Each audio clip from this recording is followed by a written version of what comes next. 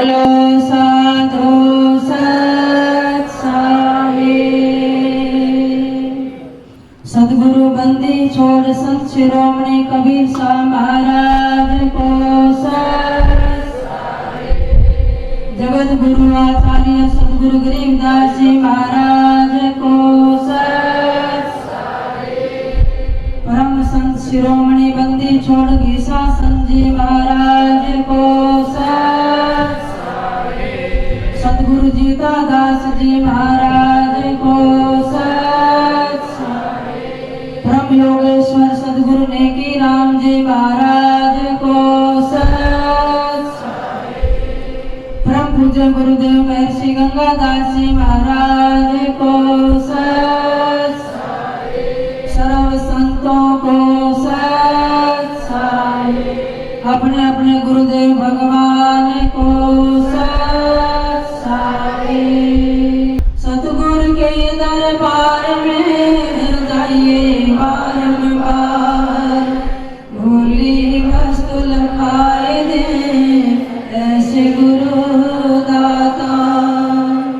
सतगुरु को ऐसे मिले जैसे सूरज आकाश, भर में अंधेरा मिट के दुर्ज्ञान किया।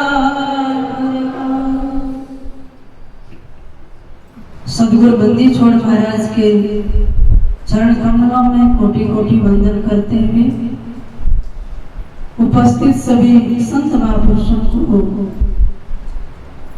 प्रणाम करते हुए सदगुरु बंदी छोड़ महाराज के इस पावन दरबार में सदगुरु की प्यारी संगत, धर्मानुरागी सज्जन, मेरी भक्ति में मातृशक्ति, आप सबको बहुत बहुत प्रणाम, आपका बहुत बहुत अभिनंदन है। और सदगुरु बंदी छोड़ महाराज गीसा संत की इस पावन कुटिया में, जो कि हमारी वेलफेयर समिति बनी हुई है, जो कि वार्षिक भादव मास में पूरा महीना यहाँ पर वाणी का पाठ और सत्संग का आयोजन होता है। संत महापुरुषों के संगत के भक्तों के भंडारे चलते रहते हैं। ऐसी दिव्य यज्ञ में आप सहभागी बनकर पुण्य के भागी बनते हैं, सदगुरु के कृपा पात्र बनते हैं। और देखिए सत्संग खूब सुनते सुनते सत्संगी व्यक्ति की भाषा में संतों की वाणी की खुशबू आने लग जाती है। फिर ऐसे सत्संगी व्यक्ति का देश, वेश, भेष, आवेश, समावेश, सन्निवेश सब अलंकृत हो जाता है। और ऐसा व्यक्ति जिसका भोजन, भजन, भाषण, भ्रमण और भाषा भी पवित्र हो जाती है, जिसका आज प्रत्यक्ष प्रमाण है। आप कितने शांत शालीन तरीके से इस सदगुरु के दरबार में बैठ के सत्संग श्रवण कर रहे थे। जब भी मैं आती हूँ आपको देखकर मेरा भी हृदय आह्लादित हो जाता है कि यहाँ कितनी पावन आत्माएं हैं जो सदगुरु की वाणी श्रवण करने के लिए लालायित रहते हैं, हर्षित रहते हैं। देखिए जीवन में दो चीजें हमें तभी प्राप्त होती हैं जब भगवान की विशेष कृपा होती है। कौन सी? गुरु प्रसाद साध की संगत। क्या? गुरु का प्रसाद और संतों की संगत है। गुरु का प्रसाद क्या है? उनके चरणों में स्थान मिल जाए, जिनके पास बैठकर उनकी महफिल में मस्ती आए, उत्साह बढ़े, प्रेम जगे, योग जगे, परमात्मा को पाने की उत्कंठा जगे, ये गुरु का प्रसाद है। और गुरु के प्रसाद से ही हमें संतों की संगत मिलती है। जिस संगत में बैठकर हम परमात्मा से प्रेम बढ़ाते हैं, वो मालिक हमें कैसे मिले। दादू साहब छोटे से थे तो सदगुरु का प्रसाद ही तो मिला। दादो गैब माही गुरुदेव मिला, मस्तक मेरे कर धरिया, देखा अगम अगाध। छोटे से दादू साहब माँ के साथ मंदिर में जाते हैं और बूढ़े बाबा के रूप में सदगुरु कबीर साहब अवतरित होते हैं। अब झूठी पान की पीक दी, प्रसाद मिल गया। फिर मस्तक मेरे कर धरा, संत हाथ का स्पर्श करता है, एक ऊर्जा हमारे भीतर स्थानांतरित हो जाती है। फिर हमें अपनी दिव्य दृष्टि से देखता है। तो संत की कृपा हमें दृष्टि से, स्पर्श से, स्मरण से और शब्द से मिलती है। ये सदगुरु का प्रसाद है और उसी प्रसाद से देखा अगम अगाध। जो अगम है, मन बुद्धि चित्त से परे है, अगाध है, जहां हम जा नहीं सकते, अवगत अविनाशी कहते हैं, उसका दर्शन हो गया। और फिर सतगुरु जी फरमाते हैं, कौन सा ध्यान मिलता है हमें गुरु की कृपा से। ग्रीव कच्छवधान कुमोदनी, कुंजी मृगानाद, पतंग परेवा प्रेम रस, सतगुरु के प्रसाद। कहते कच्छवधान कुमोदनी, आपने देखा होगा जल में कछुआ होता है, वो जल के बाहर किनारे पर रेत में अंडे देकर उसको ढक देता है, खुद जल में उतर जाता है, लेकिन अपने स्मरण से बच्चों को सेता रहता है। इसको कहते हैं कच्छवधान, कछुआ धान। कच्छवधान कुमोदनी, कुमोदनी कहते हैं कमल पुष्प को, लोटस फ्लावर। और चंद्रमा होता है आकाश में और कुमोदनी कहाँ होती है, जल में, धरती पर। तो कितनी लंबी दूरी होगी, कितने लाख किलोमीटर बनती है चंद्रमा और धरती की दूरी। लेकिन उस चंद्रमा को देखकर कुमोदनी खिलती है। जल में जब कमल होता है और चंद्रमा का प्रतिबिंब जल में पड़ता है, उसको देख के कमल खिल उठता है उसकी किरणों से। कच्छवधान कुमोदनी, कुंजी मृगानाद। कुंजी कहते हैं कुंज, जो आकाश में कुरलाती है और सर्दियों में अंडे देकर पहाड़ों में इधर आ जाती है, फिर उसको कुरला के आकाश में कुरकुर करती है, अपने शब्द से अपने बच्चों को से देती है। जब यहाँ से वापिस जाती है तो बच्चे बने पाते हैं। कुंजी मृगानाद, अब आता है मृग। मृग को पकड़ने वाले शिकारी क्या करते हैं, वैसे तो मृग सब जानवरों में ज्यादा दौड़ता है और आपको पता हो, हैरानी भी होगी, मृग शेर से भी ज्यादा दौड़ता है। शेर मांसाहारी है, कुछ समय दौड़ेगा सांस चढ़ जाएंगे, प्राण जो फूलने लग जाता है। जो मृग होता है वो शाकाहारी होता है, इसलिए उसकी इम्यूनिटी पावर ज्यादा होती है। और फिर शेर उसके पीछे भी भागे तो देखो, मृग कभी इधर उछाली मारेगा, कभी इधर कुदाली मारेगा, वो मतलब उसको पकड़ना मुश्किल होता है। शेर भागेगा, एक तो भारी भरकम, उसको मुड़ना तोड़ना मुश्किल हो जाता है, तो पकड़ में नहीं आता। मृग पकड़ने वाले एक नाद बजाते हैं, घास चरता चरता छोड़ देता है, उसमें लीन हो जाता है और उसको जाल में पकड़ लेते हैं। पतंग परेवा प्रेम रस, एक पतंगा होता, रात को आपने देखा लाइटें जलाते हैं, उसके रूप पे नेत्रों से देखकर आकर्षित होता है, लाइट पे आके पतंगे गिरते हैं, आपने देखा सारे के सारे जल के खत्म हो जाते हैं। वो अपने आप को निछावर कर देते हैं, वो इतना प्रेम करते हैं उनसे। प्रेम रस, पतंग परेवा प्रेम रस, सतगुरु के प्रसाद। फिर उसी वाणी पर आगे, यानी सतगुरु के प्रसाद से इन जानवरों की जब ये हालत है, प्रेम से अपने को समर्पण कर देते हैं। ऐसे ही जब कोई शिष्य को पूर्ण सद्गुरु मिल जाता है, उसका प्रसाद मिल जाता है, प्रथम पहचान तो उसको संतों की महफिल मिल जाएगी। फिर गुरु उस पर अपने स्मरण से, अपने रस से, अपनी दृष्टि से और अपने स्पर्श से, अपने सानिध्य से उस पर कृपा कर देता है। इसलिए तो कबीर साहब मिले, दादू साहब पर कृपा हुई, कबीर साहब गरीबदास जी को मिले, उन पर कृपा हुई, जीतादास जी को घीसासन जी मिले, उन पर कृपा हुई, नित्यानंद जी को स्वामी उमानीदास जी मिले, तो देखो कैसे समाधि में चले गए। तो आप धन्य भागी आत्माएं हैं कि आप गुरुमुख हैं और गुरु से मंत्र धारण करके भक्ति करनी चाहिए। अशुभ कर्मों से डर के हमें संसार में विचरण करते हुए जीवन जीने की कला सीखनी चाहिए। इसलिए सतगुरु संत मिले बिना परमात्मा का मिलना दुर्लभ है। गरीबदास जी महाराज वाणी में फरमाते हैं, गरीब अरब खरब लग दरबे हैं, रावत कोट अनंत, ना हर जग में आया जिनसे नहीं संत। कहते हैं किसी के पास अरबों खरबों दरबे, देखिए एक होती है वस्तु, एक होते हैं पदार्थ और एक होते हैं द्रव्य। वस्तुएं हैं आपके पास, जैसे मकान है, दुकान है, गाड़ी है, ये सब आपकी वस्तुएं हैं, इनसे भी आसक्ति होती है। एक आपके घर में पदार्थ हैं, अच्छे अच्छे रसोई में मिष्टान के हैं, भोगने के, उनको पदार्थ कहते हैं। और एक द्रव्य होते हैं, धन दौलत रुपया पैसा, उसको द्रव्य कहते हैं। अगर किसी ने आपने शास्त्र पढ़े हो तो न्याय पढ़ा है या संख्या पढ़ा है, ऐसे ऐसे जो सिद्धांत आते हैं वो हमारे 6 शास्त्र के अंदर आते हैं।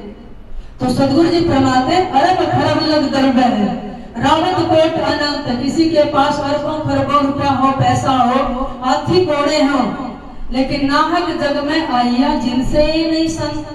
वो बेकार में ही संसार में आया जिसने जीवन में संत की संगत नहीं की, गुरु के चरणों में बैठकर कभी सत्संग ही नहीं सुना, ध्यान की बात ही नहीं की, उसका जीवन व्यर्थ है। गरीबदास जी महाराज एक बड़ी सुंदर वाणी फरमाते हैं, आप इसमें ग्रंथ साहब में राग जांगड़ा पढ़ते हैं, क्योंकि गरीबदास जी महाराज ने 3 भाग किए ग्रंथ साहब के, एक अंग भाग, एक पद भाग, एक राग भाग।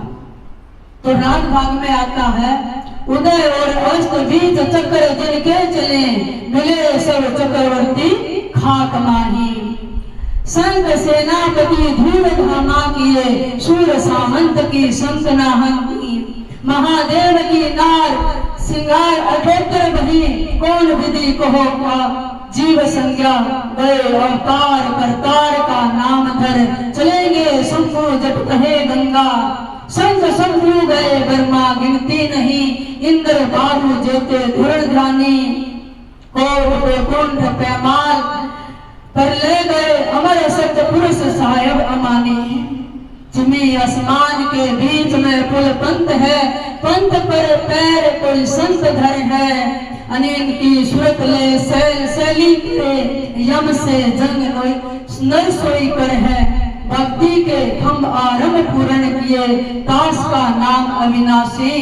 पंढरपुर नाम देव भक्ति का खम्भ है, फेर देवल दिया गौ जवाई। इतनी सुंदर दमदार वाणी है कि इस उदय और अस्त, सृष्टि की प्रारंभ और अंत में कितने बड़े बड़े चक्रवर्ती सम्राट चले गए, खाक में मिल गए। कैसे कैसे? मर्द गर्द में मिल गए, रावण से रणधीर। संतन सचे सितानोर से हिरणाकुश बलवीर। जो अपने को मर्द समझते थे, हिरणाकुश जैसे, कंस जैसे, रावण जैसा, जिसकी त्रिलोकियों में बस में कर लिया। अरे शनि को पकड़ के अपने खाट के पाए से बांध लिया। कौन देवता झाड़ू लगाने आता है, अग्नि देवता भोजन बनाता है रावण की रसोई में, और देवी पानी भरती है। सब घरों को उल्टा लटका रखा है। ऐसा रावण, राम मर्द गर्द में मिल गए, रावण से रणधीर। वो भी चिल्ला कर चले गए धरती पर। सदगुरु जी कहते हैं संत सेनापति धूल धामा किए। ऐसे ऐसे सेनापति जिनकी सेना को कोई हरा नहीं सकता था, जमल जैसे, पत्ता जैसे, उनके जो उदय सिंह के बेटे थे, और ऐसे ऐसे महाराणा प्रताप जैसे सेनापति चले गए। सूर सामंत की संत नाही, बड़े बड़े सामंत चले गए, सूरवीर। महादेव की नार 78 यानी 108 अंग। महादेव की नारी कौन है? या संज्ञा में बोल रहे सदगुरु, पार्वती। 108 शीश ऐसी पत्नी भी चली गई, फिर कौन बच सकता है? कितने अवतार आए करतार का नाम धर के। शंभु जैसे जिनकी जटा में गंगा बहती थी, ब्रह्मा की गिनती नहीं। इंद्र जी जितने बालू थे, इतनी गिनती जैसे इंद्र पद पर होकर चले गए। बेहतर चौकड़ी इंद्र का राज है। फिर तप खत्म हो जाए तो इंद्र को भी सिंहासन से उतरना पड़ता है, क्योंकि त्रिलोकी में, आप ब्रह्मपुरी में, विष्णुपुरी में, स्वर्ग में कहीं चले जाओ, मुक्ति नहीं है। मुक्ति तो केवल परम धाम सतलोक में है, जहाँ इस जीव का आना जाना खत्म हो जाता है, उसका बर्थ और डेथ सब खत्म हो जाती है। कहते हैं जमीन और आसमान के बीच में, यानी धरती और आसमान के बीच में कितना बड़ा रास्ता है, इस पंथ पर पैर कोई संत दर है। पाताल से सतलोक की कितनी दूरी है? 16 शंख कोश। अब कहीं आपने दूर जाना हो तो आपको बाई ट्रेन या बाई बस या एरोप्लेन के द्वारा जा सकते हैं। ये तो लोहे के जहाज बने हैं, लेकिन प्यारी आत्माओं, अगर भीतर जाना है तो किस व्हीकल के द्वारा आप जाएंगे, किस वाहन के द्वारा जाएंगे? एक पंथ दिया सदगुरु ने, या तो अनल, सदगुरु कहते हैं अनल की सूरत ले सैल सैली करे। संतों ने 3 मार्ग बताए, एक विहंग मार्ग, एक पपील मार्ग, एक मकरकार का मार्ग। पपील का मार्ग चींटी होती है ना, अगर पेड़ पर फल है तो कैसे जाएगी? तने से, शाखाओं से, फिर जाकर फल पे जाएगी, और बेचारी गिर भी सकती है, उसका पहुंचना मुश्किल होता है, लंबा रास्ता है। और जो मकरकार का है, ये नाभि से जो नासा का मार्ग है, ये वो जो मकड़ी का तार होता है, उस सुरती में सुवर्ण बताते हैं सदगुरु। एक विहंग मार्ग है, जैसे पक्षी नीचे से उड़ा डायरेक्ट फल पे चला जाता है, इसको विहंग मार्ग, अनिल मार्ग कहते हैं। कहते हैं ये मार्ग जो है, कोई बिरला संत जिसने प्रैक्टिकल साधना की हो वही आपको बता सकता है, वही सैल करा सकता है। अगर अनिल की सूरत ले सैल सैली करे, किसी ने इस सुरती से सुमरण करके गगन की सैल करेगा, यम से जंग नर सोई कर है। कहते हैं वो यम से रार कर सकता है, नहीं तो इस काल का तीनों लोगों में पिंजरा है, उसके जाल से निकल नहीं सकते हैं। और प्यारी आत्माओं, जब मुक्ति की तरफ हम चलते हैं तो यम से ही जंग लड़नी पड़ती है, और इस जंग में आपके साथ गुरु होने चाहिए, बाकी कोई हिमाती नहीं होता है। इसलिए तो कहते हैं कर लो गुरु वकील मुकदमा भारी है। जब कोई गलती हो जाए, अपराध साबित हो, कोर्ट में केस चलता है तो आपको वकील करना पड़ता, गवाह तैयार करने पड़ते हैं। तो क्या आपने कोई वकील बनाया? क्या आपने कोई गवाह बनाया? उस दरगाह में खड़े होकर हमारी दुहाई दे दे। सदगुरु कहते हैं दुहाई सतनाम की, एक तो नाम आपके साथ हो और एक गुरु आपके साथ हो, यम से भी जंग लड़वा के ले जा सकते हैं परम धाम के अंदर। फिर यहाँ प्रमाण देते हैं बड़ा सुंदर, भक्ति के खंभ आरंभ पूर्ण किए, दास का नाम अविनाशी। उस अविनाशी परमात्मा ने ही भक्तों के साकार रूप में अवतार धारण करके यहाँ भक्ति प्रारंभ की है। किसने की? पंढरपुर नामदेव भक्ति का खंभ है, फिर देवल दिया गौ जवाई। महाराष्ट्र में एक पंढरपुर स्थान है बड़ा सुंदर, वहां पर नामदेव जी हुए हैं, और भक्तों में सबसे ऊपर नाम नामदेव का आता है, क्योंकि सदगुरु जी वाणी में लिखते हैं गरीब सीतों में गोरख बड़े, दत्त दिगंबर तीर, भक्तों में नामा बड़े, तीनों कला कबीर। बड़े बड़े सिद्धों में, योगियों में नाम आता है गोरखनाथ जी का। समस्त सिद्धियां थी। मिट्टी के छोटे छोटे खिलौने बना रहे हैं और मृत्युंजय मंत्र पढ़ दिया, वो जीवित हो जाते हैं, ऐसे सिद्ध की कला थी उनमें। और दत्तात्रेय जी बड़े ज्ञानी, जो दिगंबर वेश में रहते थे, अनसुईया के बेटे, उन जैसा ज्ञानी नहीं हुआ। अनासक्त भाव से संसार में विचरण करते थे। भक्तों में नामा बड़े, कितने संसार में भक्त हुए हैं। नामदेव जी सर्वश्रेष्ठ क्यों हो? क्योंकि भगवान 72 बार साक्षात रूप से उनके सामने प्रकट हुए हैं, इतनी बार किसी के सामने नहीं हुए। इसलिए गरीबदास जी महाराज कहते हैं पंढरपुर नामदेव भक्ति का खंभ है। जैसे आपने कोई भवन खड़ा करना हो, खंभे नीचे से, फाउंडेशन से आप खंभे खड़े करते हैं, उस पे भवन खड़ा होता है। तो भक्ति का खंभ नामदेव जैसे भक्तों के कारण संसार में खड़ा है। नहीं तो भक्तों पर कष्ट भी बहुत आए, डर के मारे व्यक्ति भगवान का नाम भी छोड़ सकते हैं, लेकिन उन्होंने खंभ कैसे तैयार किया? फिर देवल दिया गौ जवाई। सतगुरु जी यहाँ पॉइंट में बता रहे हैं कि ऐसी परीक्षा ली गई नामदेव की भक्ति की कि उन्होंने मरी हुई गाय को जिंदा कर दिया। किसके बल से? भक्ति और नाम के प्रताप से। एक बार संत ज्ञानेश्वर जी, गोरा कुमार, पूरमदास जी, शांता माली, नामदेव, बड़ी सुंदर भक्तों की मंडली थी। तो संत ज्ञानेश्वर ने कहा, हे नामदेव चलो भ्रमण पे चलते हैं, तीर्थ करके आएंगे, शिवों को जगाएंगे, भक्ति का प्रचार करेंगे। और आज का जो हमारे देश में स्थिति है वो मुगलों का शासन है और कैसे अत्याचार हो रहे हैं, गौ हत्या होती है और ऋषि मुनियों पर, संतों पर अत्याचार होते हैं। नामदेव ने कहा कि जब चलूंगा अगर भगवान से परमिशन ले लो तो। देखिए यहाँ पर संत ज्ञानेश्वर जी मंदिर में गए, पुंडरीनाथ भगवान से कहते, प्रभु अगर आपकी आज्ञा हो तो मैं नामदेव जी को प्रचार पर ले जाऊं। मूर्ति में से हाथ निकले और पकड़ के हाथ भगवान ने नामदेव का संत ज्ञानेश्वर के हाथ में देकर का, नामदेव मेरी आज्ञा भ्रमण पर जाओ।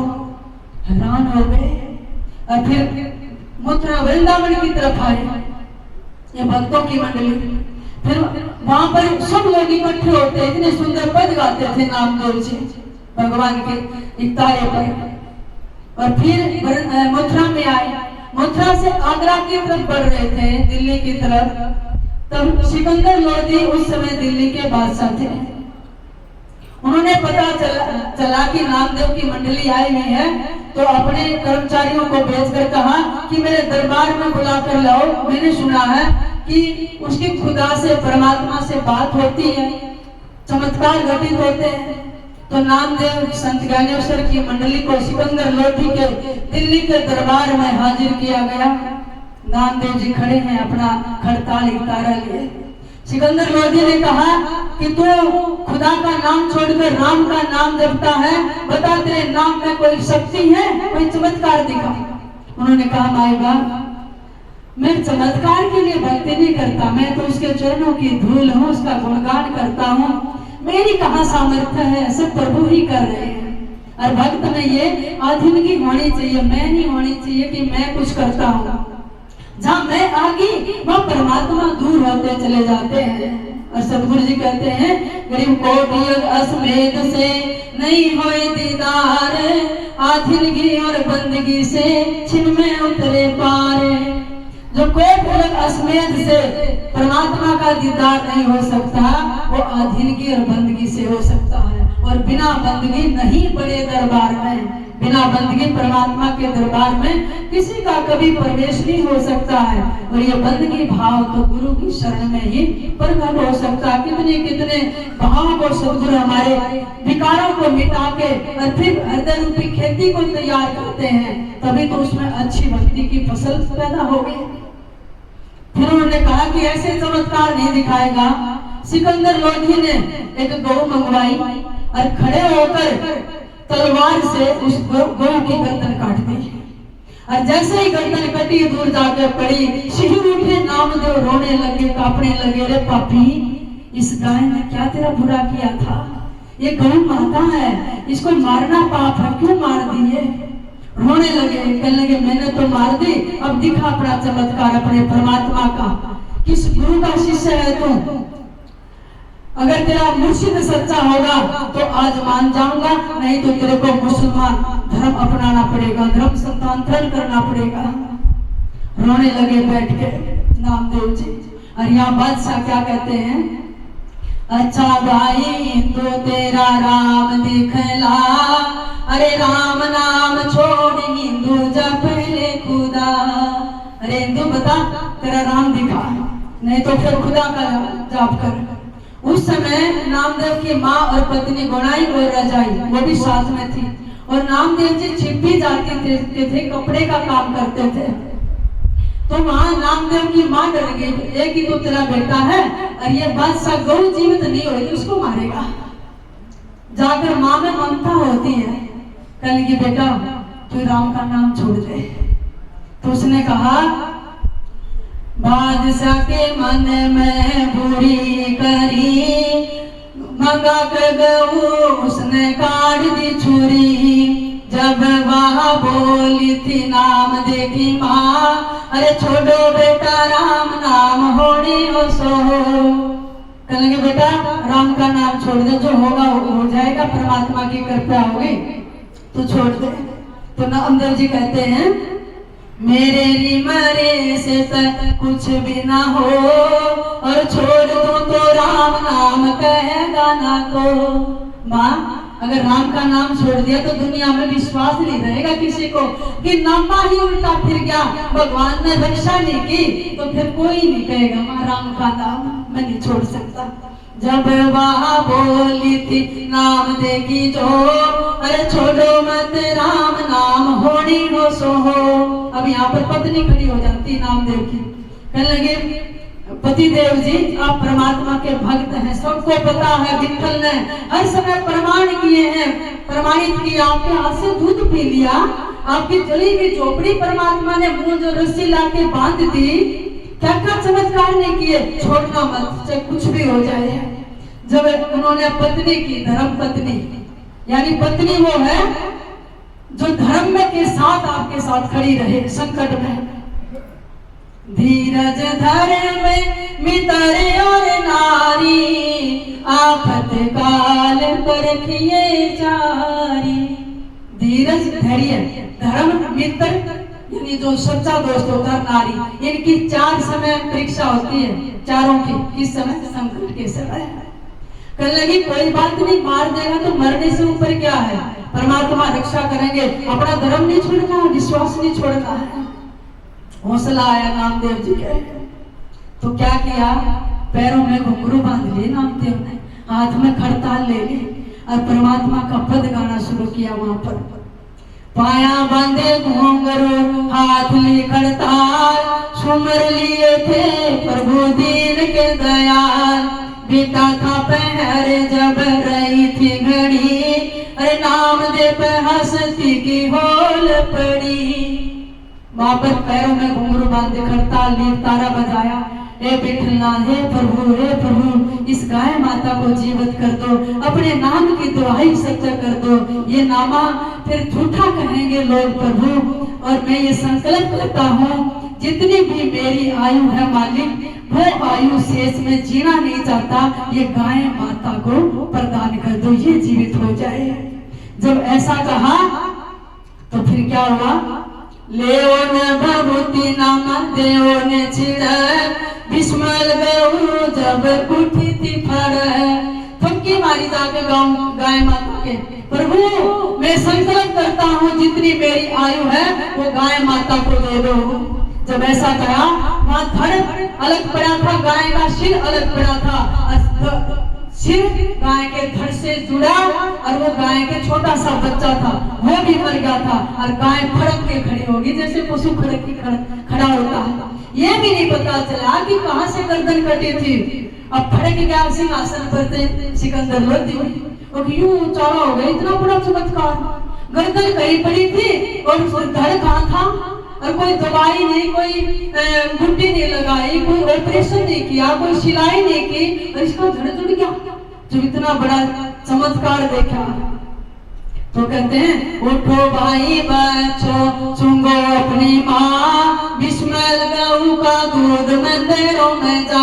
छोटा सा बच्चा था गाय का, तो नाम दे लगा उठो बच्चे अपनी माँ का दूध पियो। वहीं दरबार में सिकंदर लोधी के गऊ के थनों में दूध आ गया, नहीं तो गई भी गऊ में दूध नहीं होता, सारे शरीर का पानी हो जाता, खून का भी दूध भी देख वर्गी बच्चा चूंग रहा है, और कहने इस दूध को मंदिरों में भी भेजो और मस्जिदों में भी। ये गौ माता कभी भेद नहीं करती है, वो हिंदुओं को भी दूध देती है, मुसलमानों को भी देती है।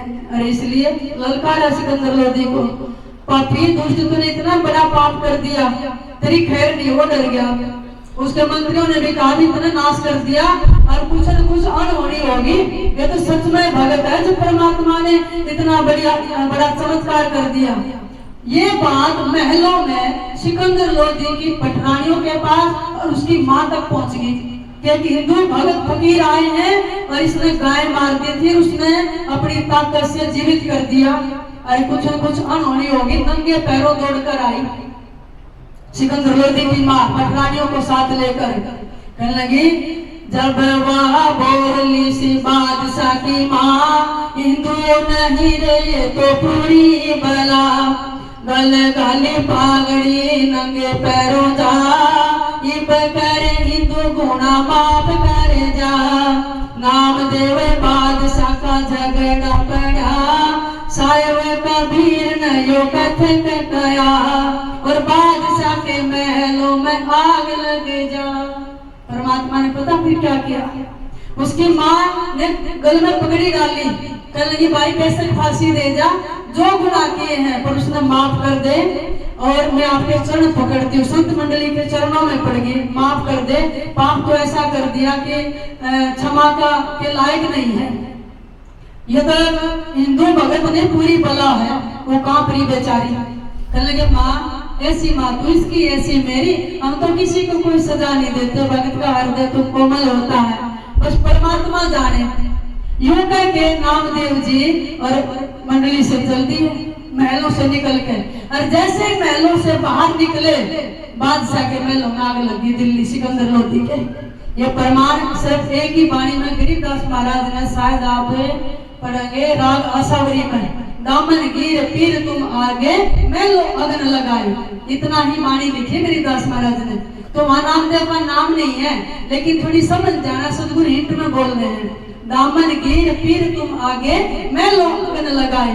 कहते हैं हे दामन गिर, हे परमात्मा, जो आपका दामन पकड़ लेता, पल्लू पकड़ लेता, उसकी कभी उसका अपयश नहीं होने देते हैं, उसकी हानि नहीं होने देते हैं। तो जैसे नामदेव जी निकले महलों में आग लग गई, फिर बाहर जाकर उसके चरण पकड़े और फिर कहा कि आज के बाद हम कभी किसी हिंदू संत भक्त को कष्ट नहीं देंगे।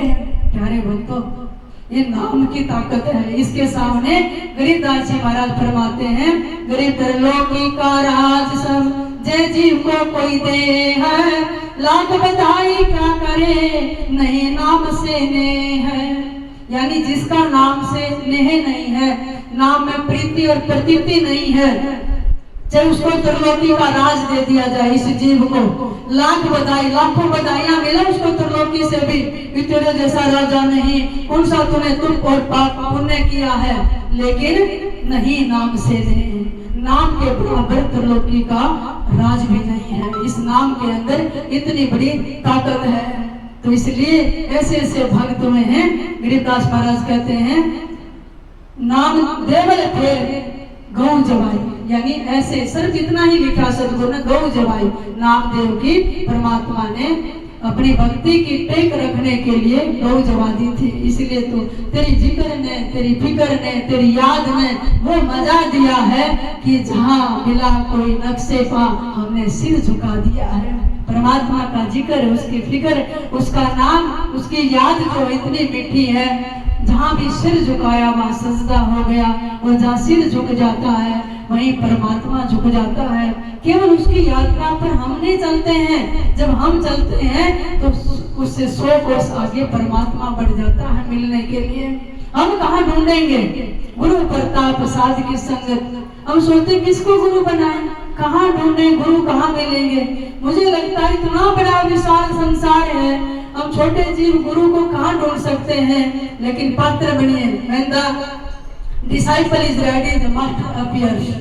एक कहावत आती है, जब शिष्य तैयार होता है तो गुरु प्रकट हो जाता है। आप जहाँ हैं, जैसे हैं, पुकारिए, रोइए उसको, परमात्मा को कि मेरे गुरु कौन होंगे, मैं कहीं नहीं जा सकता। एक छोटा सा बच्चा 6 महीने का पलने में लेटा होता है तो कहीं नहीं जाता, बस जब उसको भूख लगती है तो रोता है, तो माँ स्वयं उसके पालने तक चल के आती है ना, खुद हाथ में उठाकर फिर उसको दूध पिलाती है।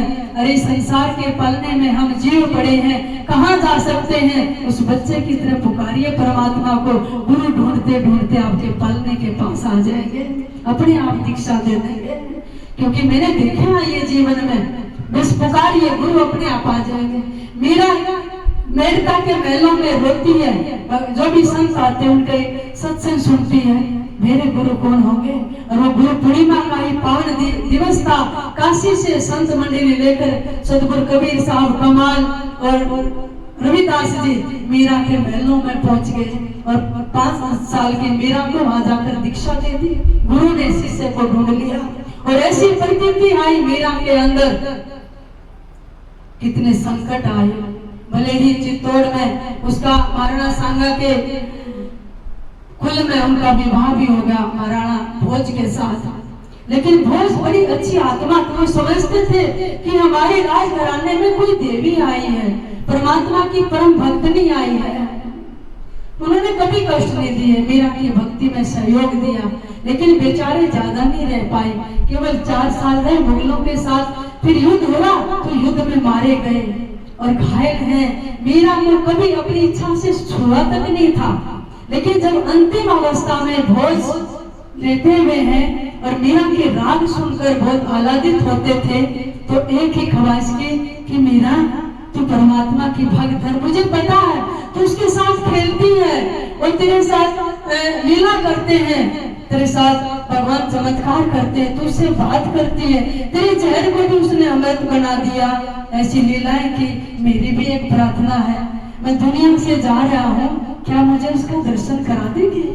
मीरा ने एक तारा उठाया और भगवान को पुकारना शुरू किया और जैसे ही भोज जी लेटे हुए थे, दिव्य प्रकाश उस कक्ष में छा गया और भगवान का जीवन झांकी का दर्शन मरते हुए अपने पति को भी मीरा ने कराया और फिर पुकारा परमात्मा को, आओ आओ रसिया तुमको पुकार रही, आओ आओ रसिया तुमको पुकार रही।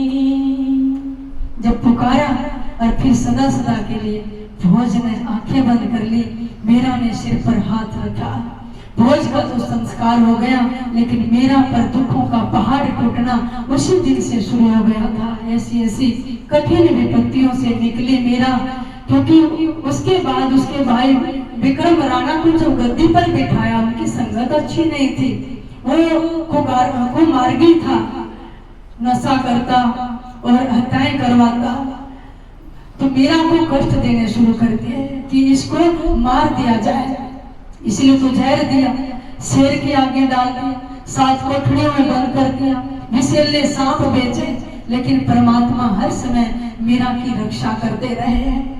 लेकिन एक समय राणा इतना उठ गया कि तू महलों से निकल क्यों नहीं जाती है? ये मेढकाणी या जादूगरनी जब से हमारे महलों में आई, सुख शांति छीन गई है हमारी, तू चली जा यहाँ से, या परमात्मा का नाम छोड़ दे अगर तूने चित्तौड़ में रहना है तो। मीरा ने कहा, मैं चित्तौड़ छोड़ सकती हूँ, लेकिन परमात्मा का नाम नहीं छोड़ सकती।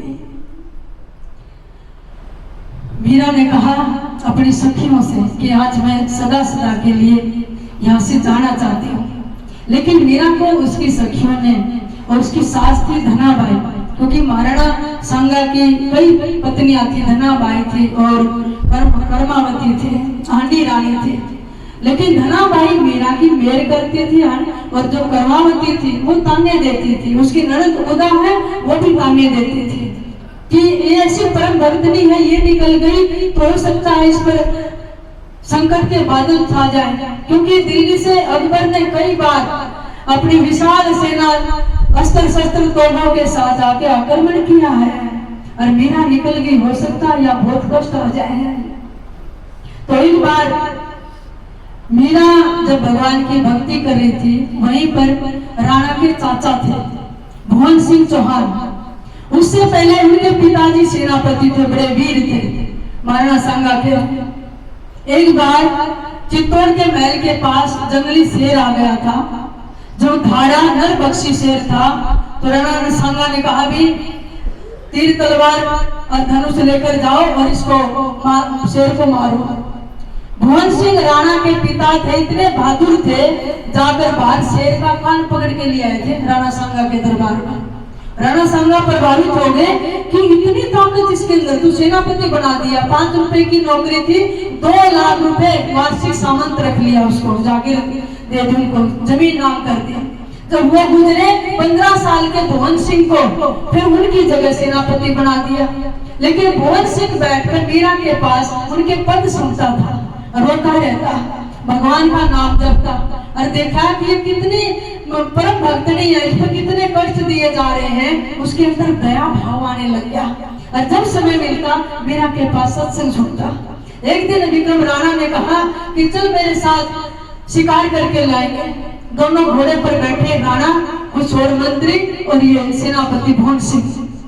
जब जंगल में गए तो एक गर्भवती हिरणी भागी जा रही थी, तो भवन सिंह ने उसको तीर मारा। अब वो बेचारी घायल होके गिर गई। जब भवन सिंह राणा भागे गए, इतने वो मर गई थी, गर्भवती थी, बच्चा भी मर गया। तो राणा को बहुत ज्यादा गलानी होगी, दया आई कि मैंने पाप कर दिया, और वो पछताता हुआ गलानी से भर के वापिस आया, खून से लथी हुई तलवार भी हाथ में और तीर कमान भी ले रखा। खाना नहीं खाया, रोते हुए मीरा के कक्ष में आया। माँ, आज मैंने बहुत बड़ा पाप कर दिया। क्या कर दिया भवन सिंह तूने?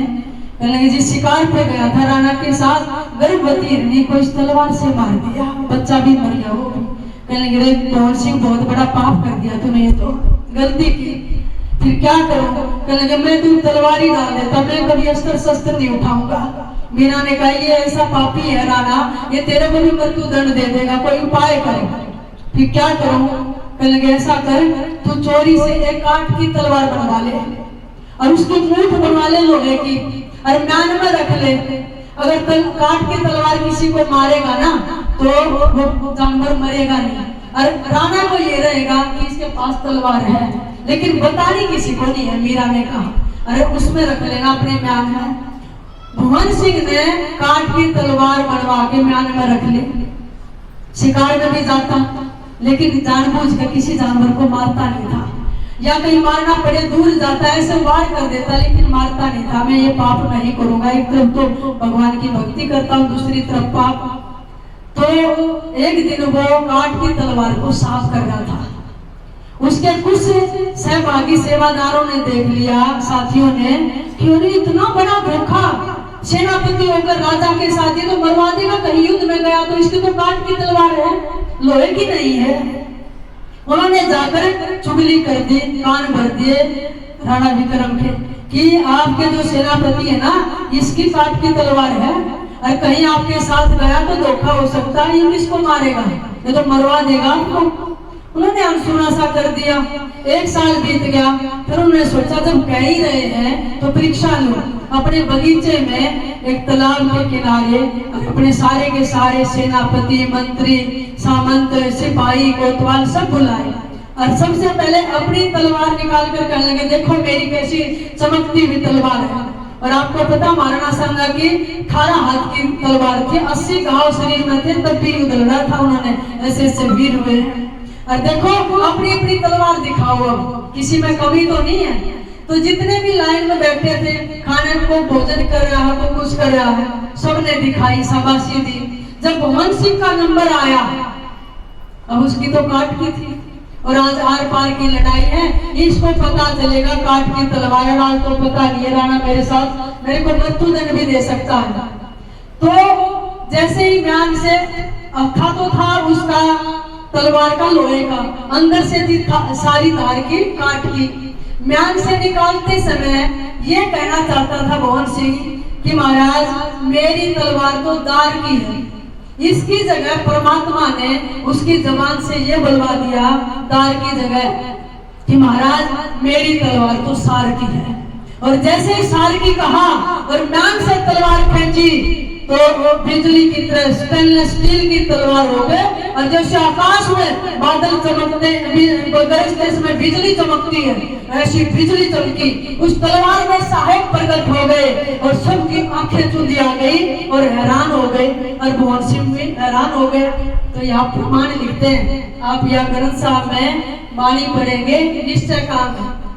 गरीब भवन तेगती काट की जैसे चमका बीज, और तुम्हारा को नहीं आवत अलग चीज।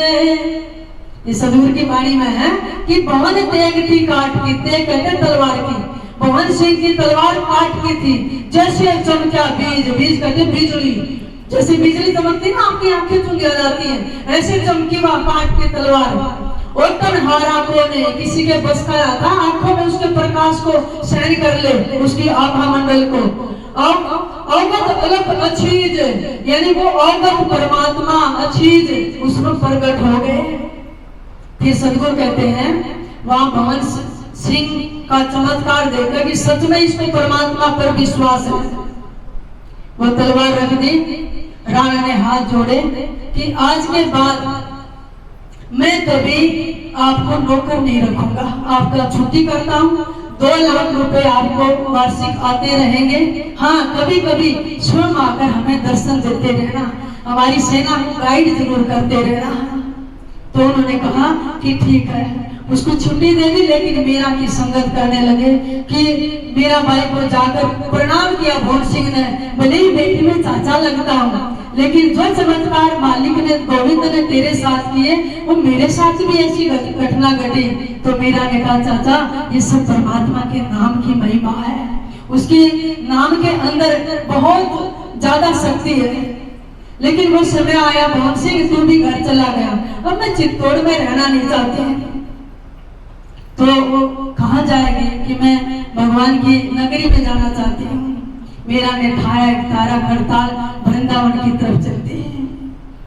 तो मीरा ने कहा नहीं भावे राणा थारो देसड़ लो रंग रूड़ो, तारे देसा में राणा संत नहीं है, लोग बसो सब कूड़ो, नहीं भावे राणा थारो देसड़ लो रंग रूड़ो। हे राणा, भले ही तेरा देश रंगीला है, हाथी घोड़े हैं, बगीचे हैं, धन धान्य सारा साम्राज्य है, लेकिन तेरी नगरी में संत नहीं है, इसलिए मैं भी नहीं रहना चाहती। मेरी वृंदावन ससुराल संभाल राणा तेरी नगरी, मेरी वृंदावन ससुराल संभाल राणा तेरी नगरी। वहां से बाय बाय करके मीरा कि मैं तो वृंदावन जा रही हूँ। 5 साल मीरा वहां रही, भगवान का फरमान हुआ कि मीरा द्वारका आ जा। तो मीरा द्वारका चली गई मंगला मालती और केसर के साथ। वृंदावन से जब द्वारका में गई, मीरा की कुछ प्रौढ़ अवस्था भी हो गई, केस सफेद हो गए, दिन रात आंखों से आंसू टपकते रहते, प्रभु कब मिलोगे कब मिलोगे। संसार का कई दिन भान नहीं रहता, समाधि में चली जाती, होश सूख जाते। उनकी सखियां थोड़ा थोड़ा जल मीरा के मुंह में डालती थी, ऐसी अवस्था आ गई। लेकिन जैसे मीरा ने चित्तौड़ छोड़ा, दोबारा से अकबर ने चढ़ाई कर दी, इतनी विशाल सेना लेकर तोबे छोड़ी, बहुत सारी सेना मारी गई। रानी कर्मावती 13,000 वीरांगनाओं को लेकर अपने इतिहास पढ़ा हो तो यज्ञकुंड में कूद गए, तिलक किया, अपने अपने पतियों के पैर छुए और अग्नि प्रज्वलित की माँ दुर्गा को याद किया और उसमें छलांग लगा दी। 13,000 राजपुतानी वीरांगनाएं जलती हुई अपने शील की रक्षा के लिए प्राण त्याग दिए। ये खबर जयमल ने जब मीरा को दी, मीरा शिविर उठी। तो किसी ने कहा राणा को जाकर, राणा तूने बहुत बड़ा पाप कर दिया, इस संकट से कोई नहीं बचा सकता, तेरी नगरी में एक इतनी बड़ी संत थी, तूने उसको निकाल दिया। तो उन्होंने आदेश दिया कि मीरा को लेकर आओ। तो मीरा राणा के 2 सिपाही थे और कुछ ब्राह्मण थे। तो उन्होंने कहा कि हम मीरा को लेकर आएंगे। अकाल पड़ गया, बुरी स्थिति हो गई, अनेक वीर मारे गए। वहां पर सदगुरु जी कहते हैं परमात्मा उधारी नहीं रखता है, मीरा को कष्ट दिया तभी तो संकट के बादल आए। गरीबदास जी महाराज इसी वाणी में फिर लिखते हैं निश्चय के अंग में ही, गरीब जो मीरा राठौर को राखी नहीं उधारे, पकड़ा लोहा ज्ञान का कोटो कटक सिंगारे। जो मीरा राठौर को राखी नहीं उधार, राठौर तो मीरा का पीहर का गोद था और उधर का सिसोदिया था। तो मीरा कहती है, सदगुरु जी कहते हैं कि उस राठौरों की बेटी मीरा को देखो, राखी नहीं उधार, परमात्मा ने उधार नहीं रखी उसकी, उसको कष्ट दिए थे तो कैसे संकट आए। एक स्त्री निकाली थी भक्तनी 13,000 को जीवित मरना पड़ा ये वेदी में कूद कर। पकड़ा लोहा ज्ञान का कोटो कोटक सिंगार। मीरा ने तो ज्ञान का लोहा पकड़ा था, लेकिन राणा की सेना ने हथियार लोहे के पकड़े थे। जीत किसकी हुई? मीरा की हुई। वो हारते चले गए। तब वो मीरा को लेने के लिए भेजा। 100 ब्राह्मण उनके कुछ कर्मचारी गए। राणा ने कहा अगर मीरा नहीं आई तो क्या करोगे? कहेंगे महाराज हम वहीं पर प्राण त्याग देंगे। ये कहेंगे या तो चल वापिस चित्तौड़ में, नहीं तो हम भी तेरे साथ मरेंगे। चले गए पूरा जत्था। जाकर प्रार्थना की। ऐसी बैरागन वेश में मीरा के गले में माला है, भगवा वेश पहन रखा, केस खुले हैं, आंखों में आंसू है। उस दिव्य मूर्ति का दर्शन किया, प्रार्थना की कि हम चित्तौड़ की तरफ से आए हैं माँ, और बहुत संकट आए हैं, आप बचा सकते हैं। अकबर ने चढ़ाई करके कितनों का श्रृंगार कर दिया है, आप रक्षा करें, कृपया करें। मीरा ने कहा भाई मैं वापिस नहीं चल सकती हूँ, मैं तो सदा के लिए भगवान के चरणों में बसने आई हूँ। अब कहाँ जाना? वो मेरा घर नहीं है, वह मेरे रिश्ते नहीं है, मेरे तो गिरधर गोपाल दूसरो ना कोई। कहने लगी मैं भगवान से आज्ञा ले लूं। उन्होंने कहा कि यही जान दे देंगे, या तो साथ चलो नहीं प्राण त्यागेंगे आपके साथ ही। तो उन्होंने कहा भाई जब कहाँ चले गए? मैं कहीं रास्ते में मर जाती तो जब मेरे को निकाला था इतने संकट आए। तो उन्होंने कहा हम हमारे भी हाथ बंधे हुए थे और राजा के वश में थे, हम क्या कर सकते थे? तो मीरा अंदर गई तारा लेके और परमात्मा के गान करने लगी, प्रभु अब मैं दूर नहीं होना चाहती, सदा सदा के लिए मालिक मुझे अपने चरणों में स्थान दे दो। इस दुनिया में मेरे लिए कोई स्थान नहीं है प्रभु, मैं उब चुकी हूँ, मैं हार चुकी हूँ, थक चुकी हूँ। मालिक मीरा ने अपने एक आत्मा को परमात्मा के साथ विलीन कर दिया। थे अध्यास से ऊपर उठकर गाती गाती प्रेम दीवानी मीरा परमात्मा की मूर्ति में सदा के लिए समा गई। और उस मूर्ति पर केवल मीरा की भगवा साड़ी थी। और जब मूर्ति में समाई, ब्राह्मणों ने पुजारियों ने देखा, भाग कर झपट्टा मारा तो कुछ नहीं, मीरा का एक तारा और मीरा की साड़ी हाथ लगी। तो सतगुरु जी गरीबदास जी महाराज वाणी में कहते हैं मेरा हाथ सितार था पदगा में लोलाए, पत्थर की थी प्रतिमा में गई समाए। मुझे लगता संसार की सबसे बड़ी घटना है नित्यानंद जी का शरीर नहीं मिला जंगल से, कबीर साहब का झोपड़ी से शरीर नहीं मिला, नानक साहब का शरीर नहीं मिला, रविदास जी का शरीर नहीं मिला, लेकिन एक मीरा ऐसी थी, अरे जीवित शरीर को पत्थर के अंदर समा देना मुझे लगता ब्रह्मांड की सबसे बड़ी घटना है। पश्चिम ने क्या दिया? वेस्टर्न कल्चर ने हमारे को दिया है पत्थर से प्रतिमा निकाल दी, लेकिन प्रतिमा से परमात्मा प्रकट करना ये भारत की देन है, ये हिंदू संस्कृति है। उस पत्थर में परमात्मा के हाथ निकले और गोविंद ने सदा सदा के लिए मीरा को अपने में ले लिया। कहीं हाथ पैर नहीं मिले, मीरा की डेड बॉडी नहीं मिली थी, सिर्फ साड़ी थी, वो छोड़ गई। वो सारे ब्राह्मण मंत्री मीरा की साड़ी लेकर वापिस आए और राणा को कहा मीरा को लेकर आए तू? कहेंगे महाराज क्या बताएं, मीरा तो नहीं मिली, तुम कह रहे थे कि जान देते। महाराज बहुत बड़ा चमत्कार हो गया। क्या हो गया? कहेंगे मीरा तो पत्थर में समा गई और ये साड़ी ये उसका पल्लू लेकर आए हैं। उस समय भयंकर अकाल पड़ा था, पशु पक्षी मनुष्य भूखे मर रहे थे। तो वहां के कुछ विद्वानों ने ब्राह्मणों ने कहा इस मीरा की साड़ी को जल में भिगो के और पूरे चित्तौड़ में छिड़को, क्योंकि ये उसके अंग से छुआ हुआ वस्त्र है, शायद परमात्मा का इस स्पर्श है। मीरा की चुनरी को जल में भिगोया गया और उस जल को पूरे सूखे इलाके में छिड़का गया और जैसे छिड़का कुछ समय के बाद ही वहां फसल तैयार होगी। वर्षा हुई, अन्न जल की कमी नहीं रही, पशु पक्षी चहचहाने लगे। लेकिन उसी समय अब राणा तो दुष्ट बुद्धि था, सब जाने कि मीरा पत्थर में कैसे समा गई। उन्होंने वहां भी कुबोल बोले मीरा को। उन्होंने कहा वहां भवन सिंह भी उसी समय राणा और भवन सिंह फिर घोड़े पर बैठकर जाने वाले थे कहीं पर। भवन सिंह आए हुए थे और भवन सिंह ने सुना कि मीरा पत्थर में समा गई। सिर उठे कांपने लगे, हाथ जोड़कर याद करने लगे मीरा को।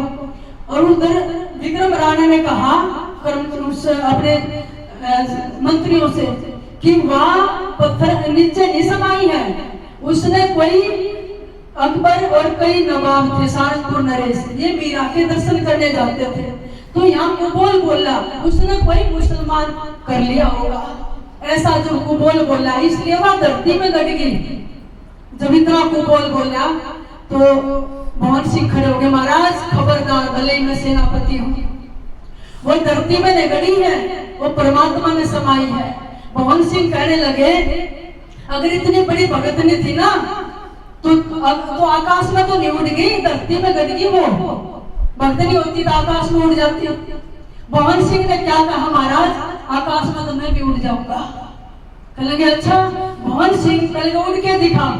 मोहन सिंह ने परमात्मा का नाम लिया और जो घोड़ा लेकर राणा के साथ जंगल में जाना था और घोड़े पर छलांग लगा के चढ़ गए। और जैसे प्रभु को याद किया तो सदगुरु जी वाणी में लिखते हैं, घोड़ा और मोहन सिंह जमीन से आसमान में उठने लगे। और जैसे ही आसमान में उठने लगे, मोहन सिंह का गुलाम चरवादार नीचे खड़ा था, रोने लगा, कहने लगे जी सारी उम्र आपके साथ रहा हूँ, जब से मैं छोटा सा था, और मैं भगवान के पास जा रही हूँ ना, तो मेरे को छोड़ के ना जाओ जी। गुलाम रोने लगा और जब ऊपर उठते हुए घोड़े के काम में लटक गया गुलाम। तो यहाँ सतगुरु जी कहते हैं, गरीब भवन गमन गगनों किया, सुघोड़े सुधा गुलाम, स्वामी श्री साहेब मिले बर्छी लो लगा में। ये उस घटना का वर्णन है।